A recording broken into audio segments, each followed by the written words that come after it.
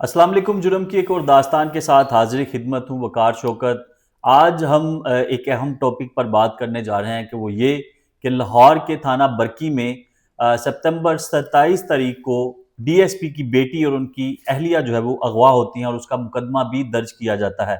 आज 2 माह बाद एक नई डेवलपमेंट सामने आ रही है कि लड़की यानी डीएसपी की जो बीवी है उनके अजीज़ो कारब की जानिब से ये इल्ज़ाम लगाया जा रहा है कि डीएसपी साहब ने अपनी बीवी को मार डाला है और अपनी बेटी को कहीं पर छुपा लिया है। इस तमाम मामले पर बात करने के लिए हमारे साथ मौजूद हैं senior crime reporter Zulqarnain Sheikh साहब। शेख साहब, क्या इसमें क्या हकीकत है? देखिए, सबसे पहले तो हमें फैक्ट्स को देखना चाहिए। फैक्ट में सेंस में, अब एक डीएसपी एक गस्टेड ऑफिसर है, उसने लाहौर के अंदर वो पोस्टेड रहा है। मतलब गस्टेड ऑफिसर पुलिस का हो चाहे थल के सहरा का हो, और लाहौर में आएगा, वो दरखास्त देगा, उसकी एफआईआर हो जाएगी और बगैर किसी इन्वेस्टिगेशन की हो जाएगी। मतलब उसने ये दरखास्त दी कि मेरी बीवी और बेटी अगवा हो चुकी हैं, एफआईआर हो गई। अब पता चल रहा है कि उसकी जो साली है, यानी उसकी बीवी की बहन, वो कहीं भावलपुर इस साइड पे रहती हैं, उन्होंने दरखास्त दी है जिसके अंदर उन्होंने हाई कोर्ट के अंदर फरीक बनाया आईजी पंजाब को। उन्होंने मरियम नवाज साहिबा से भी रिक्वेस्ट की और उन्होंने ये बताया कि एक सीरीज है जिसमें उनकी बहन पर उनका बहनोई यानी कि ये जो मुतलका डीएसपी है तशद्दुद करता था। अब जब उनकी तरफ से तो यही इल्जाम आ रहा है कि या तो उन्होंने मार दिया, क्योंकि इतने महीने किसी को गायब नहीं रखा जा सका। अब ये बहुत सी चीजें ऐसी हैं जो पुलिस को पहले इन्वेस्टिगेट करनी चाहिए। मतलब अगर मैं जाऊं एक आम लेमैन की तरफ कि मैं जाके कहूं मेरी बीवी अगवा हो गई है, पुलिस क्या मेरे कहने पर आपको खुद नजर हमारे कहने पर अगवा का पर्चा करेंगे? हीनियस क्राइम में नहीं करेंगे। बहुत से लोग मुकदमा दर्ज ना होने की वजह से परेशान रहते हैं, लेकिन पुलिस का मुकदमा जो है फौरी दर्ज हो जाता है। लेकिन इसके पीछे आप क्या समझते हैं, हकायक क्या हो सकते हैं? भाई, आया कि डीएसपी अपनी बीवी को मार सकता है? मैं कहता हूं बहुत कुछ हो सकता है। जो आपको याद होगा, एक लाहौर के एसपी ने अपने दोस्त को मारा, टुकड़े किए, तेजाब में बहा दिया। बिल्कुल बिल्कुल। और वो पीएसपी का वो पीएसपी का एक टॉपर था, मतलब एक आम दिमाग नहीं था। असल जो जब भी आप पुलिस वाले की बात करेंगे ना, क्योंकि वो 24 घंटे क्रिमिनल में उठ बैठ रहे होते हैं, तो उनकी और क्रिमिनल के दरमियान एक बाल जितना फर्क होता है कि आप क्रिमिनल कब बने। और फिर पाकिस्तान के अंदर तो पुलिसिंग जो है वो चलती क्रिमिनल माइंडसेट के साथ है। सो ये अगर अगवा का पर्चा हुआ है तो उस वक्त किसी ने उस डीएसपी से नहीं पूछा कि यार आपकी बीवी कहां से अगवा हुई है, क्या सबूत है, क्या? मतलब अच्छा, 2 माह तक इन्वेस्टिगेशन नहीं की गई कि आया तो कि 2 महीने में ये भी नहीं डीएसपी बताया गया कि अगवा हुई है, तो क्या 2 महीने में उसकी बरामदगी हुई है? नहीं हुई तो कहां गई, कैसे उठी? वैसे तो सेफ सिटी है। अब जो उनकी अहलिया है, जिनका नाम जो है वो समिया बताया जा रहा है, उसकी बहन की जानिब से ये पिटीशन दायर की गई। उसके बाद वज़ीर आला पंजाब को भी दरख्वास्त दी गई और आईजी पंजाब को फरीक बनाया गया और ये बताया गया कि उनकी जो है वो बहन को मार दिया गया है। तो क्या आप समझते हैं कि पुलिस इस तरह कर सकती है? क्रिमिनल है? मैं समझता हूं अगर उनकी बहन ये कह रही है, इसका ये मतलब है कुछ ना कुछ तो दाल में काला, यहां पे दाल पूरी काली है। मैं एक बहुत सिंपल सवाल करता हूं। आपका एक गस्टेड ऑफिसर, उसने कहा कि मेरी बीवी अगवा हो गई है, मेरी बेटी अगवा हो गई, आपने पर्चा दर्ज कर 2 माह लिया। में बाजियाब नहीं 2 माह में आपने बाजियाब नहीं कराया, तो फिर आपने इन्वेस्टिगेट तो किया होगा ना कि यार वो कहां से अगवा हुई, आखिरी बार कहां गई थी, उसका मोबाइल रिकॉर्ड क्या है, कहां पे उसका राब्ता हुआ था, किससे, सेफ सिटी है यहां से। वैसे आपने पकड़ना हो तो आप मक्खी भी पकड़ लेते हैं कि कहां से उड़ी थी।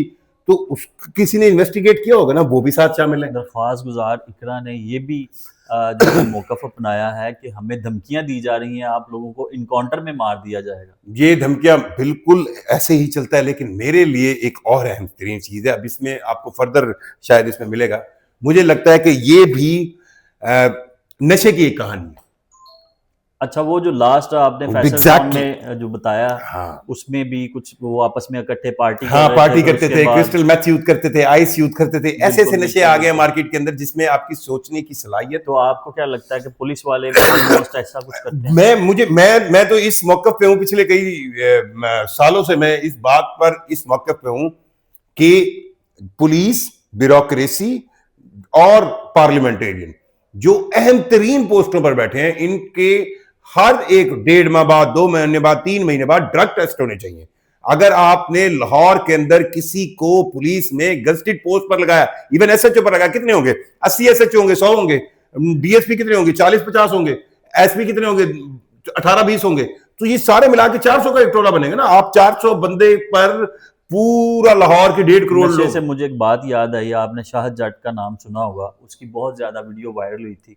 एक जो है वो रिपोर्टर ने उसे रोका कि आपने हेलमेट नहीं पहना, तो उसने आगे से जो रिएक्ट किया वो तो पूरे शराब था ना, रिएक्ट पाकिस्तान था। इस यहाँ पे ऐसे ऐसे नशे हैं जो आप पकड़ नहीं सकते, और फिर पुलिस की, आप वैन में बैठे हो या आप कोई सरकारी अफसर हो, तो मैं बिल्कुल ये कोई रोक कहूंगा नहीं कि सकता, चेक नहीं पाकिस्तान कर के सकता। अंदर जो ड्रग टेस्ट है, ये पूरी दुनिया में होता है, मतलब ये नहीं है प्राइवेट सेक्टर में होता पाकिस्तान है, में नहीं है ऐसा कुछ। बिल्कुल भी नहीं है। आप अभी जितने भी डिप्लोमेट्स, फॉरेन डिप्लोमेट्स, अमेरिकन हैं, यूरोपियन है, वो पाकिस्तान में आते हैं, उनकी हर 45 दिन के बाद ड्रग टेस्ट होता है।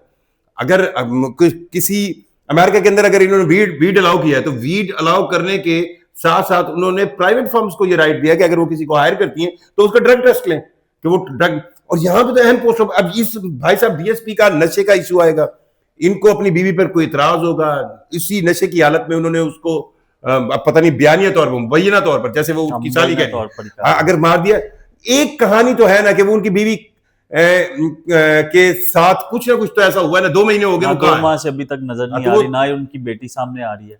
ड्रग टेस्ट बहुत कंपलसरी है पाकिस्तान की सोसाइटी में। मैं मरियम नवाज साहिबा से ये कहूंगा कि वो इतने बड़े बड़े स्टेप ले रही हैं, तो कम से कम स्टार्ट तो करें ना।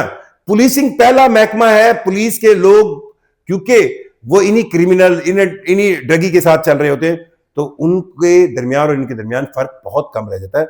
लाहौर के अंदर ये, अब इनके बारे में पता नहीं पोस्टिंग इनकी सीसीडी में थी, कहां थी, इन डीएसपी साहब ऑपरेशन में की। ठीक है, अब देखिए ना, आपने इंपॉर्टेंट पोस्टें देनी है तो आप एक ड्रग टेस्ट करा लें, कितना होगा खर्चा उस पर? 2,000, 3,000, 5,000, 7,000 होगा।